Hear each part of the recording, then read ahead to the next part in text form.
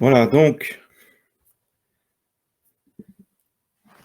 la bataille préliminaire, je vous en fais une présentation générale pour que vous compreniez un peu de quoi on va parler, comment Jean Riquier aborde la question de la bataille entre les dernières troupes de la Très Sainte Vierge et de l'Église et la bête révolutionnaire. Bon, il faut aussi situer cette brochure dans son contexte de l'époque. Il a écrit cette brochure dans les années 80. Mais c'est une brochure qui expose les principes, qui ne se développe pas des descriptions de circonstances historiques de ces années-là. Il rappelle les grands principes éternels, les grands principes qui traversent les siècles de la bataille entre la bête et la femme. Et donc, c'est une brochure, c'est un exposé qui ne vieillit pas. Alors d'abord l'introduction. Nous devons d'abord nous battre pour conserver, dit-il, les ultimes positions qui nous restent. Il faut de toute évidence et de toute nécessité conserver donc, nos chapelles, nos écoles, nos publications, nos associations. Et moi, je rajouterais les familles, parce que, en fait, la force principale, vous voyez, de la résistance du Sacré-Cœur de Jésus, ce sont les familles, avec l'intronisation du Sacré-Cœur dans les familles. Et notre force pour l'avenir, pour durer, ce sont les enfants. Donc, c'est les enfants, les écoles, les mouvements de jeunesse, la formation. Voilà. C'est absolument fondamental. Avoir oublié ça, c'est se condamner à l'échec total au bout d'un certain nombre d'années. Donc, pour la bataille préliminaire inférieure, c'est une bataille conservatoire pour conserver. Et il cite ce passage de l'Apocalypse de Saint Jean. Donc, conseil à l'église de Sardes, sois vigilant et maintiens les restes qui allaient périr. Ça, c'est pour nous, ça. Oui. Donc, la vigilance, savoir discerner les ennemis et les amis, les ennemis et les amis. Qui est ennemi, qui est ami. Les ennemis de mes ennemis ne sont pas forcément mes amis. Et priorité des priorités, défendre les petits groupes et contre les agressions extérieures, contre les psychopathes qui veulent tout détruire, contre les méchants qui sont jaloux et qui attaquent, etc., etc. Les attaques, elles arrivent de partout, hein, ce n'est pas seulement de l'État franc-maçon. Et donc, nous devons nous battre sur tous ces terrains pour garder nos familles, nos chapelles, nos écoles. C'est une bataille défensive, une bataille de maintenance. Et elle est très... elle n'est pas difficile, mais elle est extrêmement dure, elle est fatigante, elle demande beaucoup d'énergie. Mais il faut absolument la mener avec toute son âme, avec toute sa force et toute sa générosité, pour bien comprendre que si on lâche cette bataille inférieure, eh bien, on ne pourra pas gagner la supérieure. Donc, c'est vraiment la condition fondamentale. Oui. Donc, dans cette maintenance, oui, il y a la localisation. Il faut relocaliser le combat. Le combat, il est autour de notre chapelle et de nos écoles.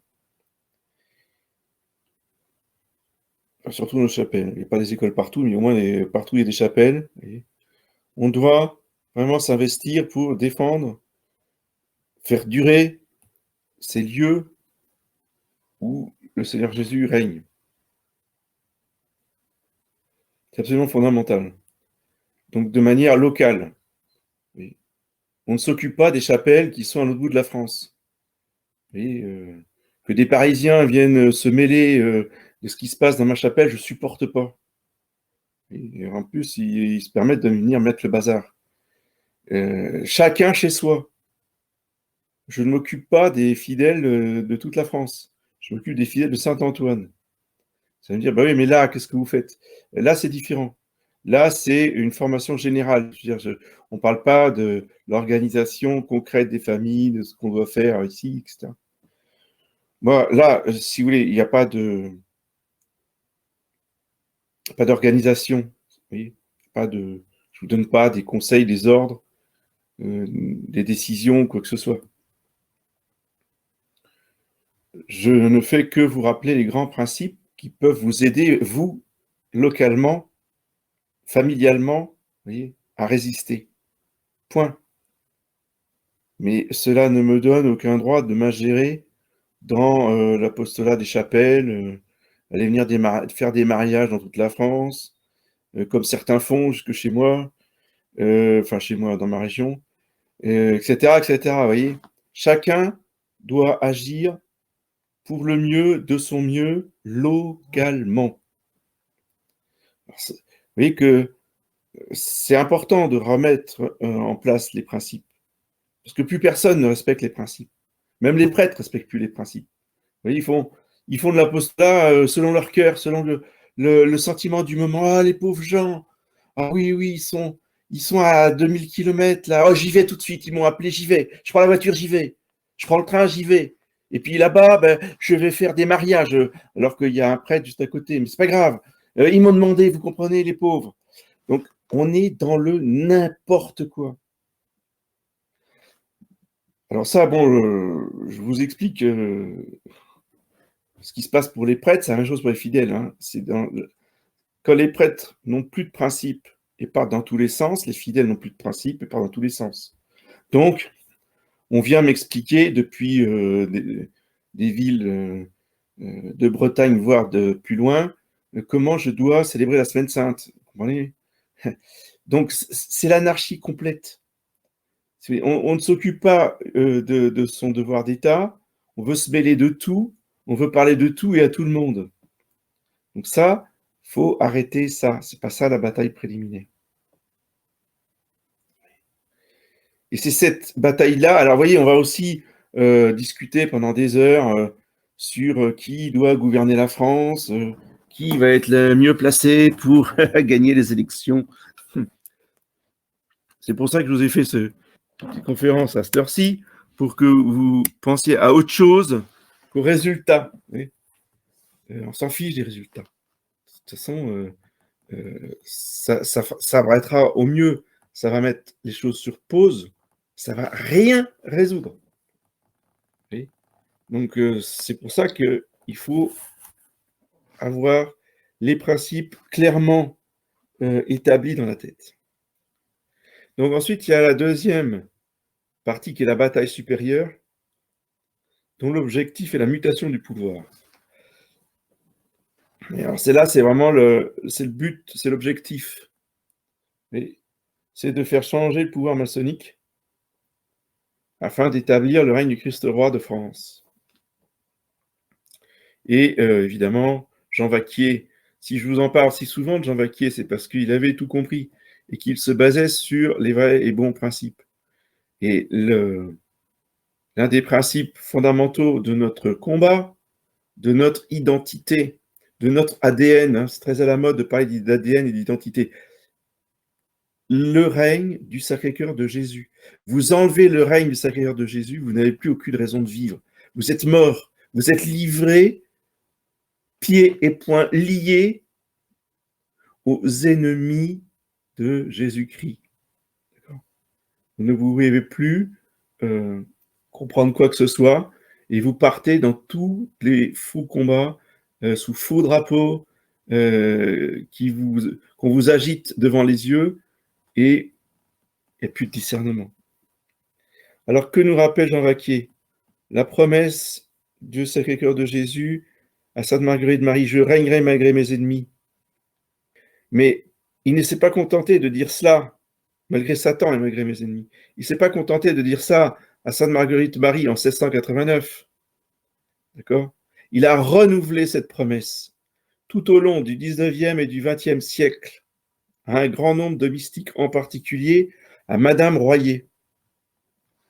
Et donc, Jean Vacquier rappelle un grand principe, la répétition d'une promesse, c'est l'équivalent d'un serment. Donc Jésus-Christ nous a fait le serment qu'il régnerait malgré Satan et malgré nos ennemis. Oui. C'est pour ça que si on n'y croit pas, c'est pas la peine, je dis. Alors, si on n'y croit pas, vous pouvez vous faire discret, du moment que vous êtes discret, que vous ne faites pas de prosélytisme, vous pouvez très bien venir dans ma chapelle, mais je préviens, quelqu'un qui viendrait dans ma chapelle pour combattre le règne du Sacré-Cœur, c'est clair, il peut plus, il va voir ailleurs. C'est pas la peine, parce que combattre le règne du Sacré-Cœur de Jésus, c'est détruire l'identité et l'ADN de la chapelle Saint-Antoine. Ça, je ne peux pas le supporter, je ne peux pas le tolérer. Je peux tolérer qu'on ait des opinions, qu'on ait des doutes, qu'on ne sache pas trop, etc. D'accord ? Mais quelqu'un qui viendrait pour essayer de détourner complètement les fidèles de cette espérance du règne du Sacré-Cœur, là, c'est clair qu'on entre en conflit direct. Parce que c'est la guerre et qu'on ne peut pas se permettre la trahison. Donc, quelqu'un qui attaque le serment que Jésus a fait, il attaque directement à Jésus-Christ et à la parole de Jésus-Christ. Jésus-Christ a fait le serment qui régnerait malgré Satan et malgré ses ennemis. Alors, la bataille inférieure. Première partie. Comment conduire la bataille de la maintenance ? Elle présente, du fait de ses racines historiques, un certain nombre de particularités d'où découlent, pour les chefs de groupe, des servitudes tactiques. Ils ne peuvent pas se livrer à n'importe quelles actions. Leurs initiatives sont conscrites dans certaines limites. Alors, premier principe, le dynamisme réactionnaire fondamental. J'aime bien cette expression. Dynamisme réactionnaire, bon, fondamental, on comprend, mais les mots importants, c'est dynamisme réactionnaire. C'est quoi le dynamisme réactionnaire ? Pour une société, pour un groupe, pour une association, c'est l'équivalent du système immunitaire pour le corps humain. D'accord ? Un système immunitaire qui ne réagit pas quand il y a une bactérie ou un virus qui rentre, si il ne déclenche pas tout de suite la fièvre, c'est que cette personne-là, justement, est atteinte du sida, vous voyez, il ne réagit plus, donc un simple rhume peut l'emporter à la tombe. Nous, il nous faut vraiment que nous ayons un système immunitaire, spirituel et intellectuel en parfait état de marche. Donc, rappelons que nous sommes la France, le pays qui a été fait par Jésus-Christ, par Saint Rémy, le père de notre nation, c'est Saint Rémy, et qui a, si vous voulez, fondé la dynastie des rois de France, la monarchie très chrétienne. Pour la France, je parle là que pour la France, parce que c'est le sujet ce soir. Pour la France, si vous voulez, il n'y a pas d'autre alternative. Sinon, éventuellement, si vous voulez, peut-être un intermédiaire temporaire, mais le but à atteindre, de toute façon, c'est de revenir à la monarchie chrétienne fondée par Saint Rémy, selon l'esprit du testament de Saint Rémy. Testament de Saint Rémy que je vous conseille vivement de lire, qui a été republié dernièrement par les éditions Vox Gallia. La République laïque est un châtiment entraîné par les péchés du peuple. Deuxième principe.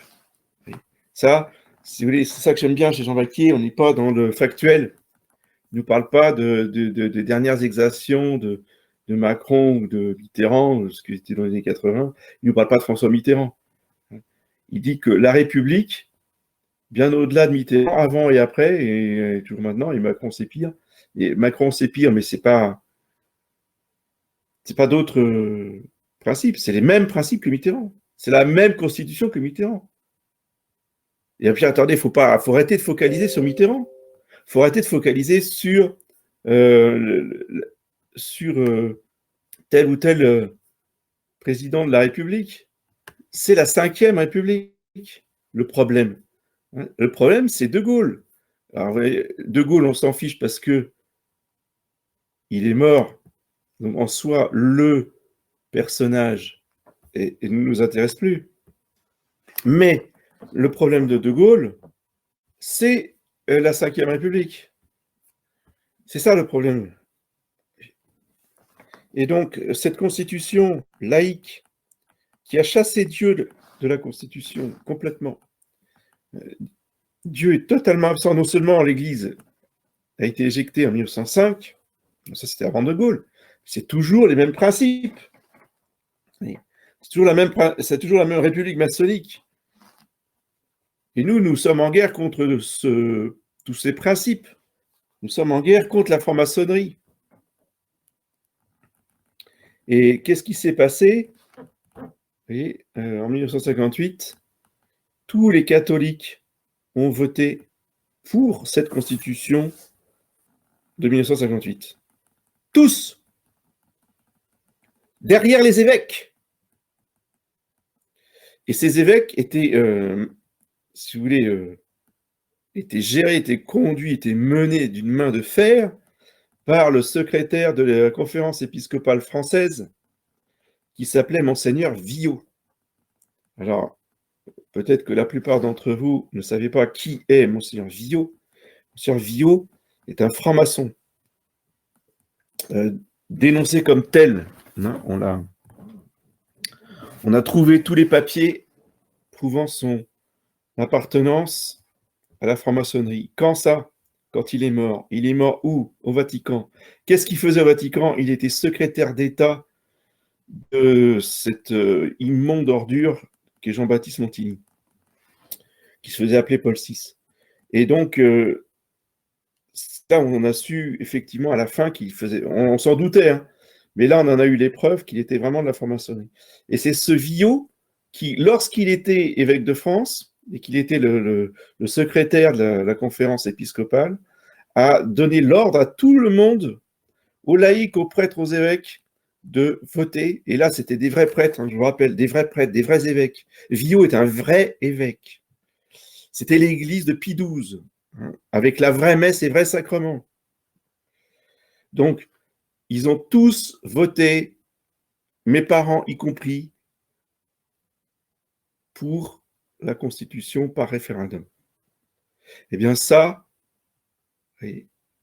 nous a valu comme châtiment tout ce que nous avons vécu jusqu'à aujourd'hui. Et aujourd'hui, quand vous écoutez ceux qui, soi-disant, veulent sauver la France, à qui se réfèrent-ils? Les deux, De Gaulle, la Ve République. Donc, on n'est pas du tout sorti d'affaires. Donc, on arrête de vouloir changer,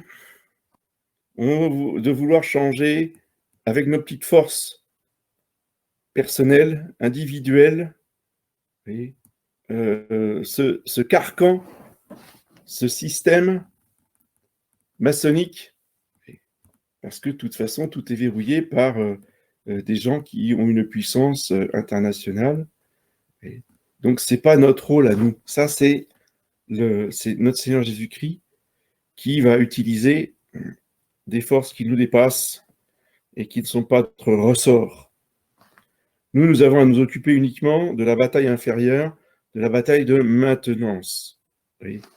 Et surtout, il faut se décomplexer et absolument, je dirais, refuser de se faire culpabiliser. Oui, vous n'allez pas voter, donc c'est vous qui êtes responsable si Macron va passer, etc. Non, oui. Stop. Je suis désolé, mais nos ancêtres, les Chouans et les Vendéens, ne sont pas morts pour obtenir le droit de vote. D'accord? Donc, nous n'avons rien à voir avec ce système maçonnique. Il faut vraiment arrêter de vouloir se justifier, de vouloir se mettre des devoirs vis-à-vis de ce régime maçonnique qui est un régime totalement destructeur et qui broie toute résistance qui veut rentrer dans son système. La seule façon de préparer l'avenir, c'est, comme dirait quelqu'un, de monter sa tente à côté de la pyramide maçonnique. Hein. Eh bien, on sort de la pyramide et on va construire sa tente à côté et on construit son réseau de famille. Vous voyez ? Alors, pour tous ceux qui voudraient avoir des moyens, des outils intellectuels, des principes, des idées, des moyens concrets d'association, eh bien, allez sur le site de Valérie Bugeaud, elle vous explique comment faire concrètement, localement, avec des associations de métier. C'est ça qu'il faut faire. Et ça fait reculer l'ennemi de façon bien plus efficace que de mettre un bout de papier dans une urne mortuaire pour, acquiescer au fait que la France est morte. Donc, on va mettre des papiers dans une urne. Donc, nous sommes un peu, dit Jean Vaquier, une veilleuse à entretenir. Il faut sauvegarder les restes qui allaient périr.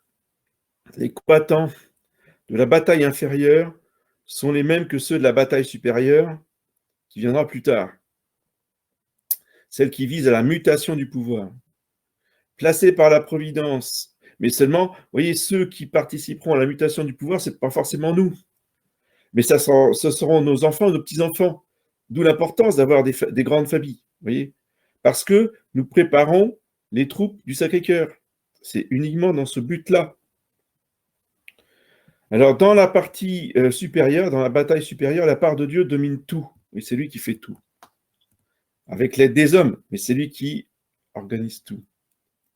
Mais allons-nous conclure de là que cette part divine est négligeable dans les combats inférieurs de conservation? Non, évidemment. Comment pourrait-on, sans l'aide du ciel, sans l'aide des anges, franchir les étapes obligées d'une guerre civile, d'une guerre étrangère, que l'on peut résumer en quelques mots: provocation, déstabilisation, représailles, tribunaux, populaires, clandestins, terreur politique, vengeance personnelle, inflation, banqueroute, anarchie, etc., etc., etc.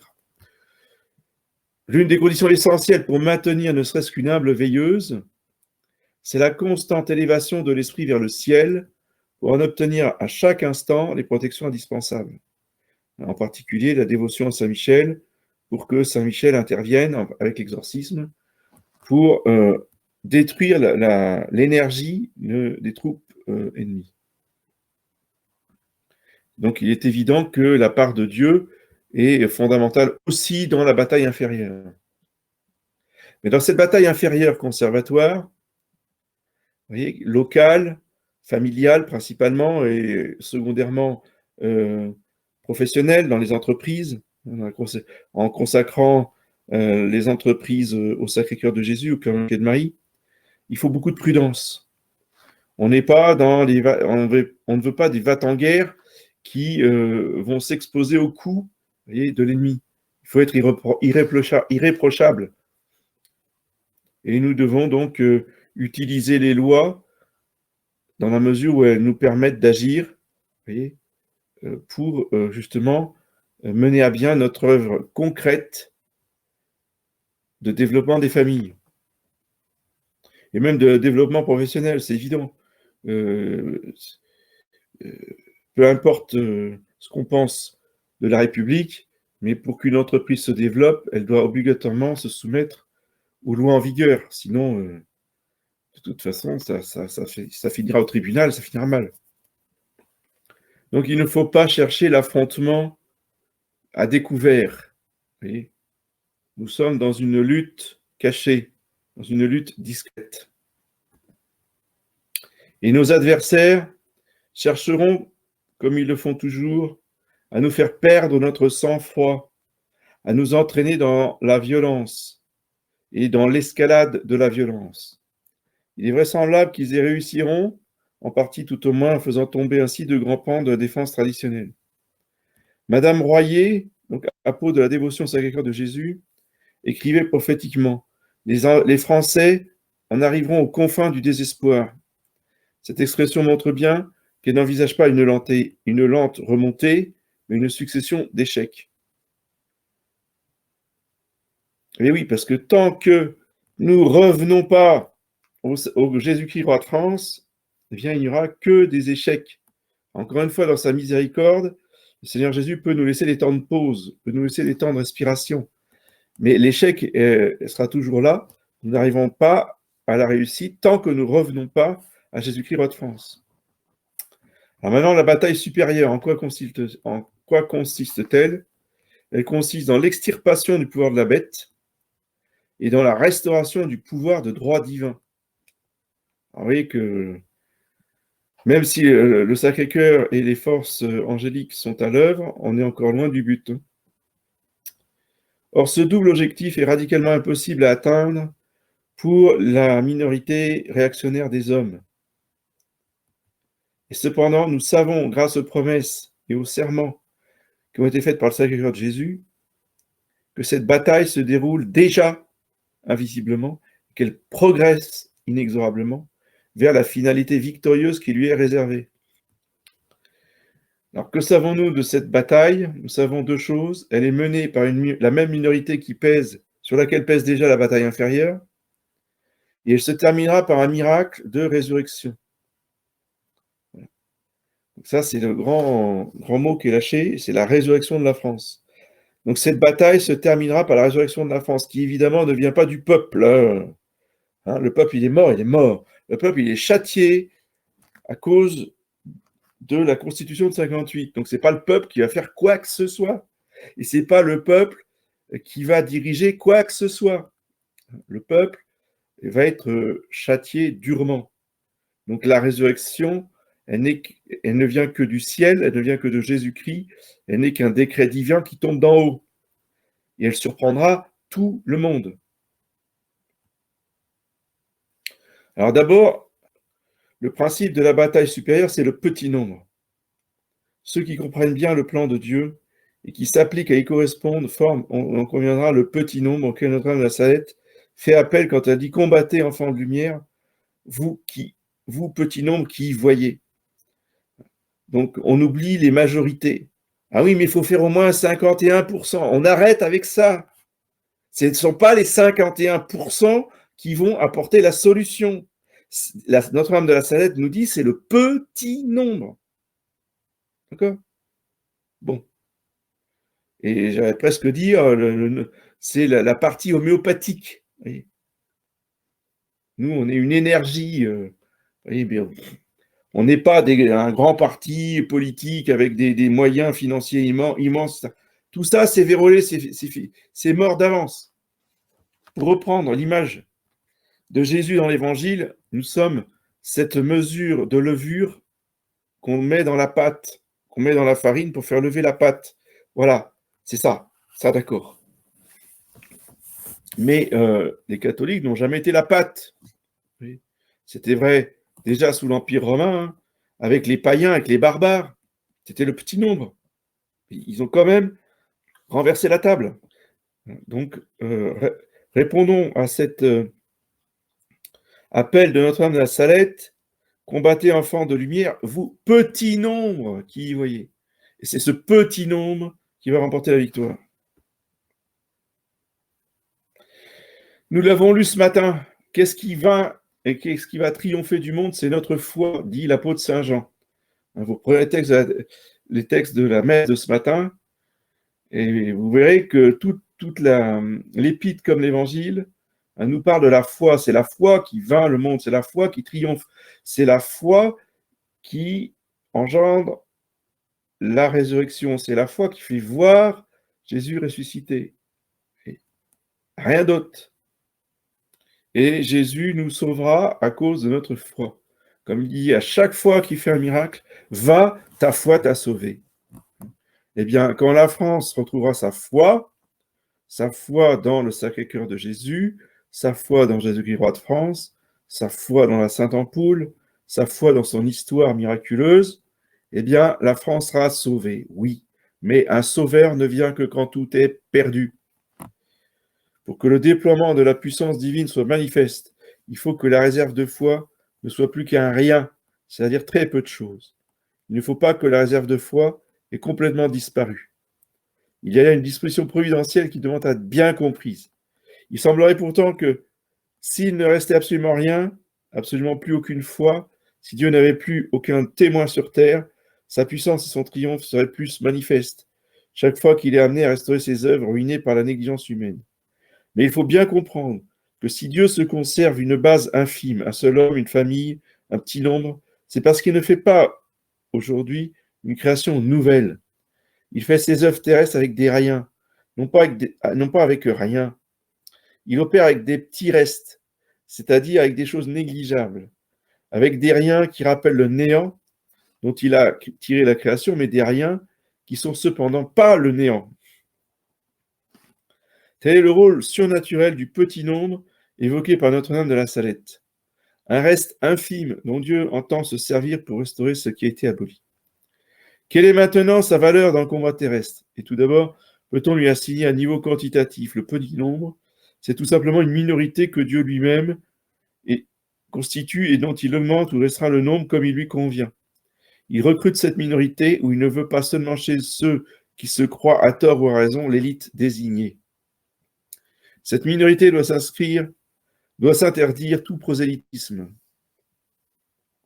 Une telle restriction serait impossible à réaliser et elle ne serait d'ailleurs pas souhaitable. Un prosélytisme modéré est nécessaire. Il est révélateur d'une saine vitalité. Il faut seulement qu'il reste un prosélytisme de détection, se réduisant à découvrir des âmes déjà providentiellement préparées. Ça, c'est génial. Ouais, moi, je suis en admiration devant Jean Vacquier, qui est décédé maintenant. Mais c'est quand même un homme qui avait tout compris sur le fonctionnement surnaturel. Vous voyez, il ne s'agit pas de ne rien dire à personne, il s'agit de ne parler qu'à des gens qui sont déjà préparés. Et des âmes, dit-il, en harmonie préétablie. Et il dépasserait ses limites normales s'il se transformait en propagande tapageuse. Si on commence à aller à la télévision, à faire des panneaux publicitaires, là, ça, évidemment, c'est n'importe quoi. Mais par contre, il faut parler autour de nous à des gens qui sont bien disposés. Et donc, deuxième point, le miracle de la résurrection. Il faut attendre une intervention divine pour la restauration de la monarchie détruite, que l'on peut bien nommer un miracle de résurrection. Alors, qui a promis la résurrection?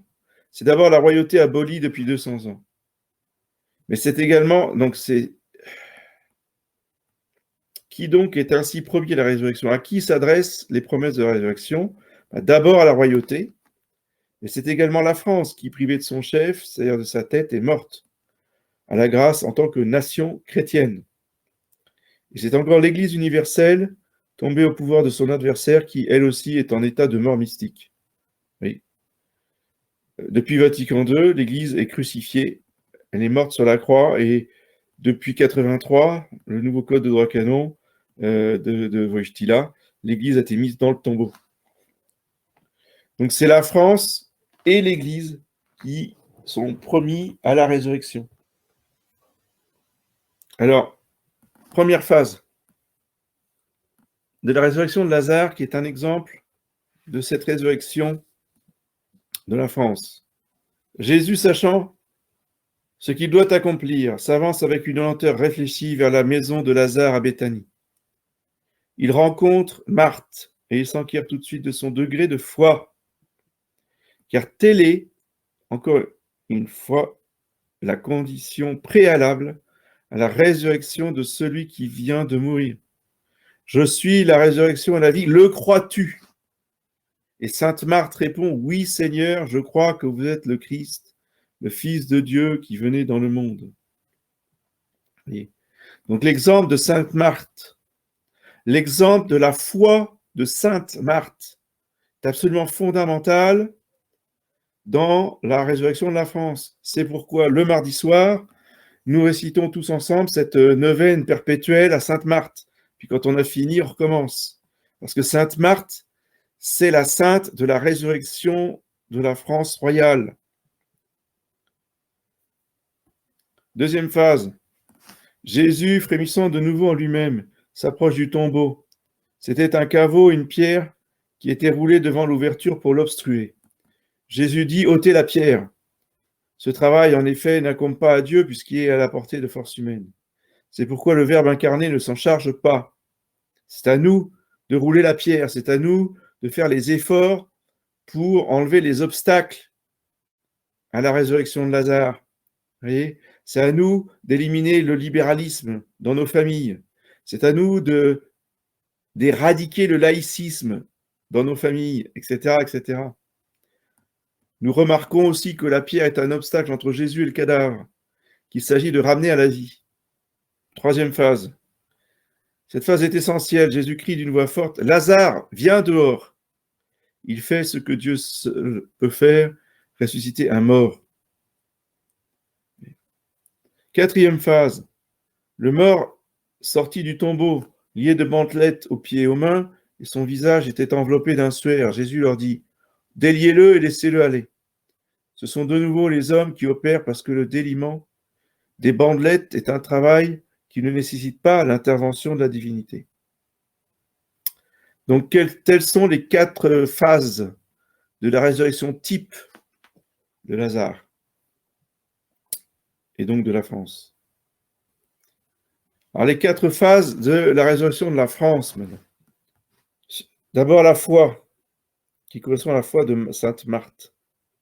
Nous n'éviterons pas l'épreuve préalable de la confiance. Croyons-nous Jésus capable de restaurer la monarchie qu'il a lui-même fondée à Reims? Beaucoup aujourd'hui n'y croient pas, mais il se trouvera toujours un petit nombre pour y croire. Sur eux repose la responsabilité, non pas d'opérer la restauration, mais de la rendre possible, de lui ouvrir la voie. Pour ouvrir cette voie, il faut commencer par croire à la puissance et à la miséricorde du Seigneur. Deuxième phase, ôter la pierre, enlever les obstacles. Nous sommes dans une situation tout à fait semblable à celle de sainte Marthe. Nous ne suivons pas, nous non plus, de doctrine magistrale, puisque la restauration de la monarchie n'est pas une vérité de foi divine. Nous y croyons seulement de foi humaine. L'Église ne nous y oblige pas, mais nous y croyons parce que des preuves raisonnables nous ont été fournies.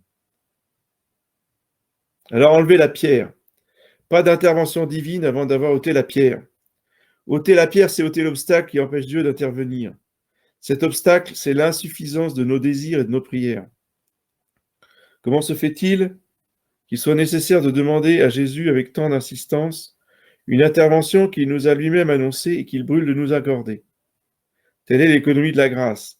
Elle a de quoi surprendre notre logique humaine.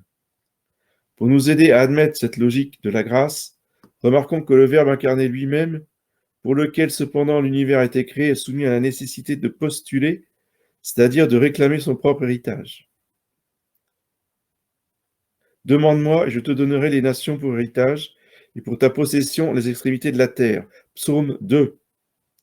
L'héritage lui revient de droit, mais pour entrer dans sa possession, il faut qu'il le réclame. Si l'héritier est tenu de réclamer son héritage, a fortiori nous, qui sommes si peu de choses, devons-nous demander une restauration à laquelle nous n'avons aucun droit en stricte justice. Elle nous est promise, mais elle ne nous est pas due. Le Messie promis doit toujours être désiré. Il ne saurait apparaître dans un pays qui lui manifesterait de l'indifférence. Il faut toujours une minorité qui l'attende. Voilà, ce ne sera jamais le peuple entier qui attendra le Messie, qui attendra le roi, Non, non. Mais il faut que dans la minorité, il y ait de grands désirs.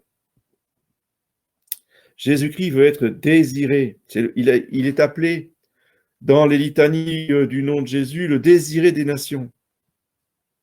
Donc pour ouvrir la voie à l'intervention divine, il faut que la somme des désirs ait atteint la mesure comble. Ôter la pierre, c'est-à-dire supprimer l'obstacle entre Jésus et le cadavre. C'est donc aussi combler la mesure des désirs et permettre à l'action divine de s'exercer. Donc croire dans la royauté de Jésus-Christ sur la France et le faire savoir autour de nous. Jésus-Christ est vrai roi de France depuis donation, la triple donation de Sainte Jeanne d'Arc. Troisième phase, Lazare vient dehors. Donc pas de restauration sans intervention divine. Il n'y a aucun moyen humain de ressusciter un cadavre de 4 jours. Ni une monarchie abolie depuis 200 ans, ni un Vatican vide de pape depuis 60 ans. C'est pas possible. Vous voyez, c'est du même ordre. Ça relève uniquement de la puissance de Dieu. Et vous en avez encore qui viennent vous dire « Ah non, c'est pas possible ». Mais à Dieu, rien n'est impossible. Nous devons être bien persuadés que la résurrection que nous attendons est l'œuvre de Dieu d'abord. Elle est destinée à procurer la gloire de Dieu, comme c'était déjà le cas pour la résurrection de Lazare. Cette maladie, dit Jésus dans Saint Jean chapitre 11, n'est pas à la mort, mais pour la gloire de Dieu, afin que le Fils de Dieu en soit glorifié. Et Dieu est jaloux de sa gloire.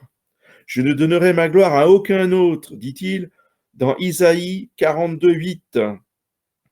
Dieu se réserve la gloire de la résurrection. En conséquence, nous devons nous effacer devant lui afin de rien lui ravir de sa gloire. Et enfin, quatrième phase et dernière phase, déliez-lui les liens et laissez-le aller. Après l'action de Dieu viendra la nôtre, car la nôtre viendra aussi, mais seulement après, comme pour le déliement des bandelettes de Lazare. Qu'aurons-nous à faire alors? Sans doute beaucoup de choses. Il est même vraisemblable que la moisson sera abondante et qu'il y aura peu d'ouvriers. Mais les tâches d'alors, nous ne pouvons pas les connaître maintenant. Elles sont enfermées dans les secrets de Dieu.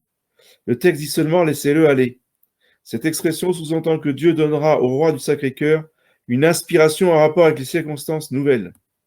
Nous n'aurons qu'à nous laisser guider. Bref, la bataille supérieure, celle qui a pour objectif la mutation du pouvoir, est livrée par Jésus seul. C'est son œuvre personnelle. Et d'ailleurs, par qui d'autre pourrait-elle exécuter?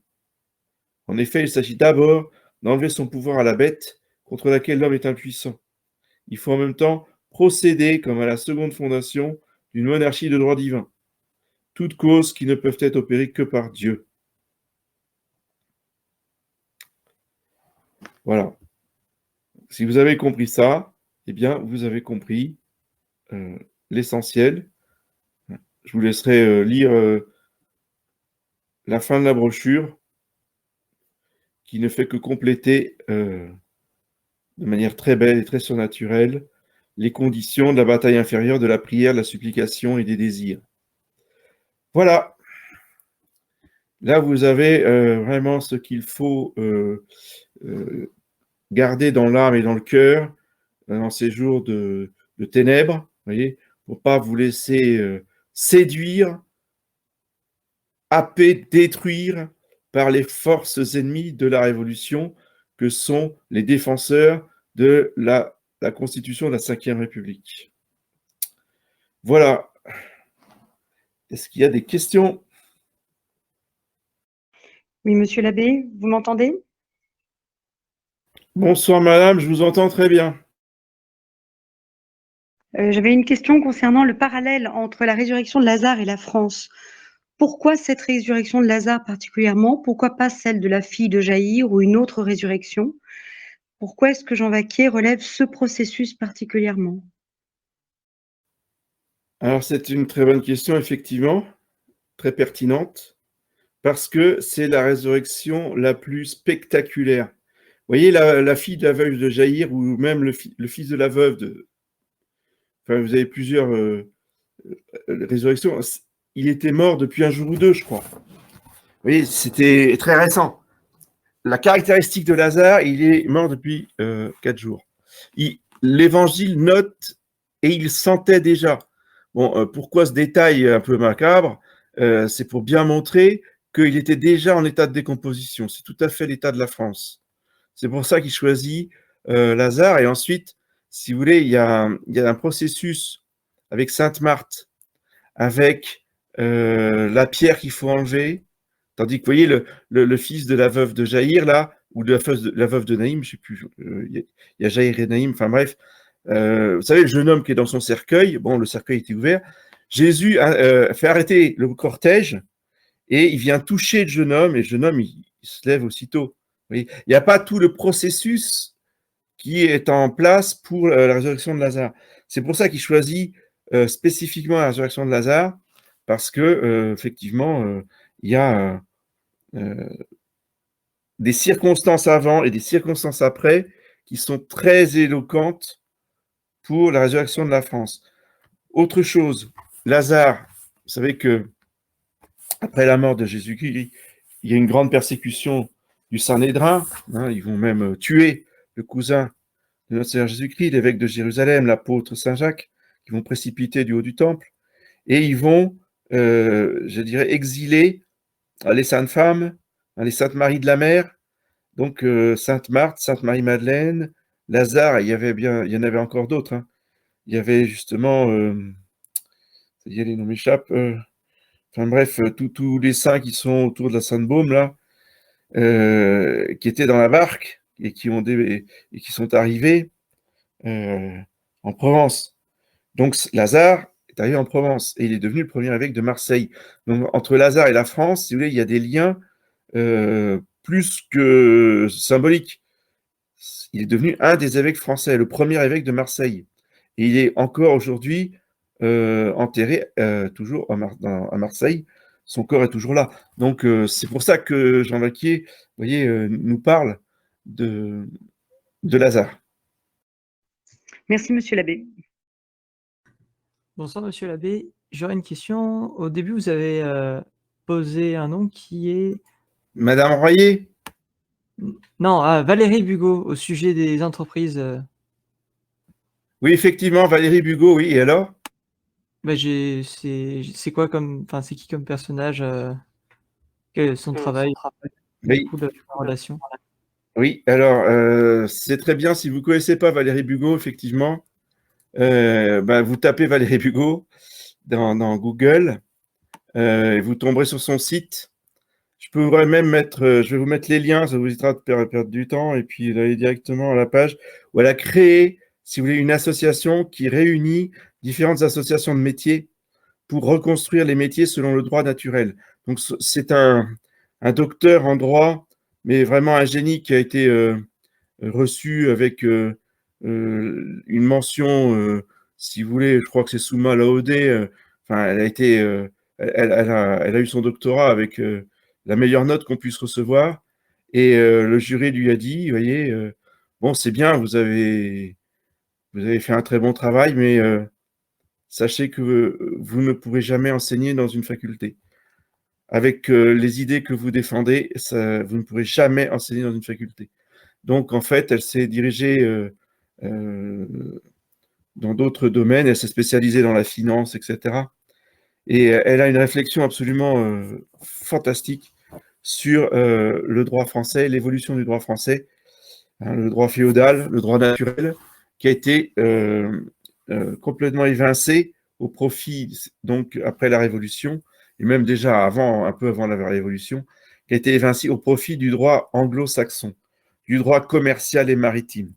Et c'est absolument génial, c'est-à-dire que c'est une femme incontournable pour reconstruire, si vous voulez, tout le système juridique français. J'ai jamais entendu quelqu'un d'aussi instruit et intelligente pour exposer, si vous voulez, la conception du droit selon saint Thomas et selon l'Église et selon le Moyen-Âge. Voilà, pour faire court, c'est tout ce que j'en dirais. Après, allez l'écouter, elle intervient beaucoup. Il y a beaucoup de vidéos sur elle et tout ce qu'elle dit est vraiment l'une des plus intéressantes, surtout pour toi, Vincent, là, qui est branché sur la vie professionnelle. Il y en a une que je te recommande particulièrement, c'est une intervention avec Valérie Bugeaud sur les corporations de métiers. C'est absolument génial. Là, pour tous les professionnels, ils devraient écouter cette intervention. Très bien, merci monsieur l'abbé, j'irai écouter ça ce soir. Bien, si plus personne ne veut poser de questions, bien, je vais vous dire bonsoir. Vous souhaitez une bonne soirée malgré tout, dans un esprit surnaturel et de confiance dans le Sacré-Cœur. Et puis, je vous dis bon mardi pour l'exorcisme, mardi soir. À bientôt.